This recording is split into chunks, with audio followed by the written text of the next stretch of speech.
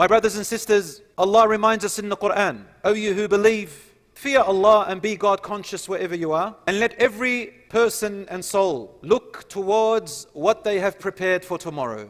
Tomorrow is after death. And Allah called it tomorrow because it truly is very short and very quick and very soon. Tomorrow is very near.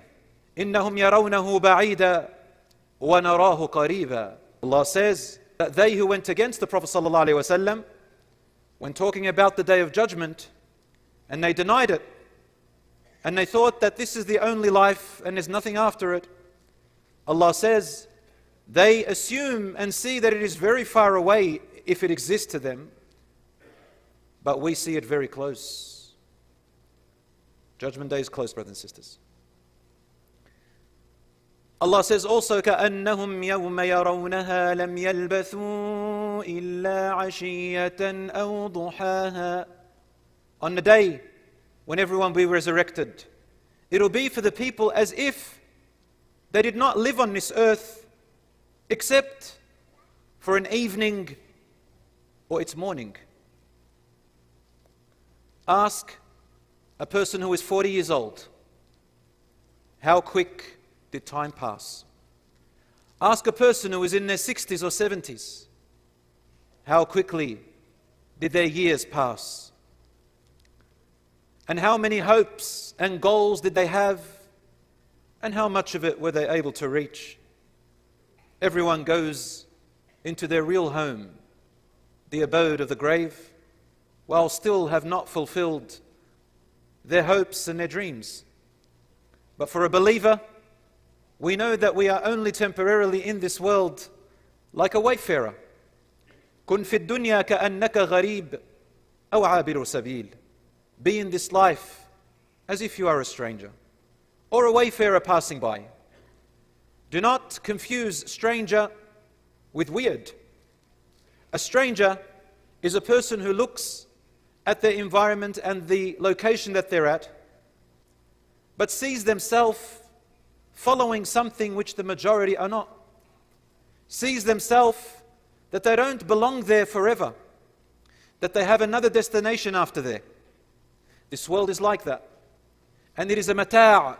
Mata' is the Arabic word for when you use for luggage, when you travel. You don't take everything with you in the luggage. Mata', temporary material that you use for your journey, just enough for the trip. Or as Ibn al-Qayyim rahmatullahi alayhi said, it is like a person in the desert passing by with his camel, and he arrives at the shade of a tree. He sits under the shade of the tree, enough to cool down and drink his water and rest, and then he moves on. The shade of the tree is this dunya that you and I are in. We are just wayfarers like that desert man passing by. We sit in its shade for a bit, but we don't stay there, we move on to our destination. A believer lives their life with the hereafter in mind. And oh, what a bliss and a paradise that is. The paradise is in the heart, and insha'Allah, materialistically in the hereafter. However, brothers and sisters, this shows us the importance of time. Some of you I see very young are in your school holidays. Some of you have goals of going on trips. And Islam does not forbid you from enjoying life. Islam does not forbid you from being entertained in the things that you like. Going, doing your hobbies, your interests. In fact, Islam encourages families to be invested in each other's interests. The husband invested in his wife's interests and vice versa. And the parents being invested in their children's interests and improving that relationship. However, only in the halal, not in the haram. And not letting interests and hobbies overtake your obligations and your duties. The Prophet ﷺ said in the hadith which is Rawah al-Bukhari, نعمتان مغبون فيهما كثير من الناس الصحة والفراغ. There are two blessings which Allah has given us. The majority of people, he said sallallahu alaihi wasallam, most people take them for granted. They are health and free time. Health and free time. Let alone those who use them in what displeases Allah subhanahu wa ta'ala. Our health before we get old, our health before we get sick, our free time before we have no time. Rasulullah sallallahu alayhi wasallam said, on the day of judgment, a person will not be allowed to move forward until he or she is asked about the following: about their youth and how they spent it. The youth is from when you reach puberty. I'll just use the common understanding or agreed upon, between 35 or 40. You're considered a shab, a youth. And they will be asked about their life from the moment you will reach puberty, because Allah does not hold children accountable, until you died. What did you do with your life? How did you live your life? And he will be asked about his wealth. How did you get it? From which sources? Halal or haram? And what did you spend it on? Not only where you got it from, but how did you spend it? Because wealth is an amana. It's a trust.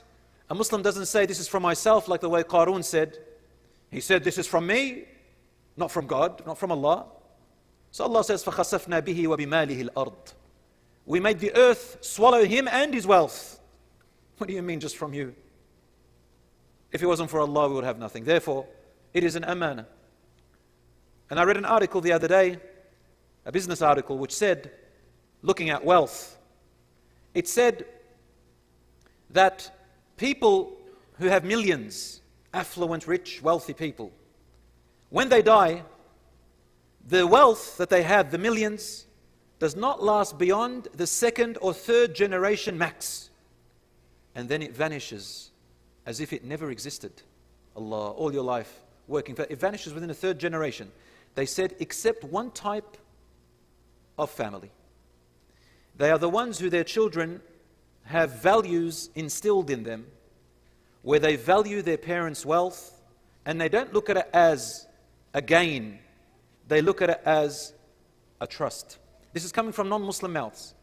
And Islam has already stated this way before, that Allah has made us vicegerents, entrusted with the wealth and resources and our body and our families and everything else in this life. And finally, you and I will be asked about our knowledge, our ilm, and our skills that we acquired through life by the will of Allah. What did we use it on? Rasulullah ﷺ, once a group of people from a particular town who were once affluent and very rich in resources and wealth, he saw them coming in after they had embraced Islam, and they were destitute and poor. So he stood up, sallallahu alaihi wasallam, on the minbar, as he is compassionate to all of mankind and to all creatures. He said, anyone who has a dinar or dirham, and Allah subhanahu wa ta'ala will reward them up to 70 folds, by multiples more. He never pressured people into giving charity, but he always talked passively so that people can make their choice from their heart. Suddenly a sahabi stood up and he brought a bag filled with dinars, gold coins, and threw it in front of the Prophet ﷺ. He could barely hold it within his sirwal. Rasulullah ﷺ's face lit up with happiness, and suddenly the other companions were encouraged, and each one started to bring after this companion by copying him. Then Rasulullah ﷺ stood up and said, "Man sanna fil Islami sunnatan hasana." Whoever starts a good deed in Islam, meaning after they become Muslim, and they are followed with this same sunnah. Sunnah means an act. And people follow them, and it becomes a trend or a habit, then that person who initiated that good deed will have the reward of every single person after him or her who does that same good deed and builds on it to the end of time, so long as it's still running. You, my brothers and sisters, the Muslim community, well, they call us a sleeping giant. We are more powerful than what we think, bi'idhnillah, because we have Allah with us in our heart and in our minds and everywhere we go, and we know that qadr will come to us and no one can prevent it except Allah, And we rely on Allah because He is the most merciful, the wisest, and the best. And we have skills and resources, and we are called إِنَّمَا الْمُؤْمِنُونَ إِخْوَةً. Believers are brothers and sisters. Brothers and sisters, and everybody else copies us with that word. إِنَّمَا الْمُؤْمِنُونَ إِخْوَةً. As a matter of fact, the believers are brothers and sisters. فَأَصْلِحُوا بَيْنَ أَخَوَيْكُمْ. Fix any tear or wrong between your brethrens. We are an ummah named after the embracing of a mother, So we are embraced by the mother, which is Islam and Iman. We help each other and we work as a community. My brothers and sisters, therefore, a believer enjoys life but lives it with a purpose, monitors their actions and their resources, their wealth and their life, and keeps going with patience and perseverance until they meet Allah subhanahu wa ta'ala. And suddenly, your wealth, your health, your youth, your family, everything that you have that Allah gave you turns into a blessing not only in this world, but also in the hereafter. For Allah says, قُلْ مَنْ حَرَّمَ زِينَةَ اللَّهِ لِعِبَادِهِ وَالطَّيِّبَاتِ مِنَ الرِّزْقِ قُلْ هِيَ لِلَّذِينَ آمَنُوا فِي الْحَيَاةِ الدُّنْيَا خَالِصَةً يَوْمَ الْقِيَامَةِ. Say, Allah says, say and ask, who is it that forbid for the believers of Allah and the servants of Allah that they cannot entertain and enjoy the blessings of this life which Allah had opened for all of them to enjoy? Say it is for the believers completely, and nothing will be taken away from them in the hereafter from enjoying it. It is the following which Allah forbid: fahsha, indecent, dirty acts, and munkar, and things that are abhorred and haram, such as oppression, such as wronging and hurting others and taking their rights. Other than that, a Muslim lives their life in happiness like everyone else, but with purpose, and the hereafter is all yours, inshaAllah. So my brothers and sisters, utilize your time, utilize your hobbies and skills, utilize your free time, and may Allah subhanahu wa ta'ala bless you, forgive our sins and shortcomings, and may Allah subhanahu wa ta'ala give us all strength and you. أقول قولي هذا وأستغفر الله لي ولكم فاستغفروه يا فوز المستغفرين.